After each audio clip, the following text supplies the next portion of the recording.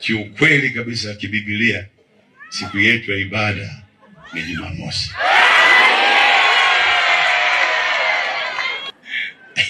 Kwa hiyo najisikia niko nyumbani. Najisikia niko nyumbani sana tu. Kanisa letu pale Iringa mjini na Sabato lilikuwa pale Gangilonga. Pale ndio pakawa pana mchungaji wetu.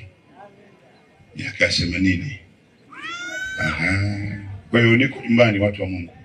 Maneno ya Mtume Paulo niache kama alama, kitabu cha Matendo ya Mitume 20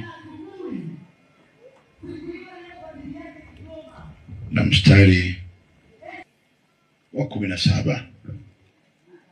Toka Mileto Paulo akatuma watu kwenda Efeso, akawaita wazee wa kanisa. Walipofika kwake akawaambia, ninyi wenyewe mnajua tangu siku ya kwanza nilipokanyaga hapa Asia, jinsi nilivyokuwa kwenu wakati wote, nikimtumikia Bwana kwa unyenyekevu wote na kwa machozi na majaribu yalionipata kwa hila za Wayahudi, ya kuwa sikuweza kujiepusha katika kuwatangazia neno lolote liwezalo kuwafaa, bali nalofundisha wazi wazi na nyumba kwa nyumba, nikiwashuhudia Wayahudi na Wayunani wamtubie Mungu na kumwamini Bwana wetu Yesu Kristo.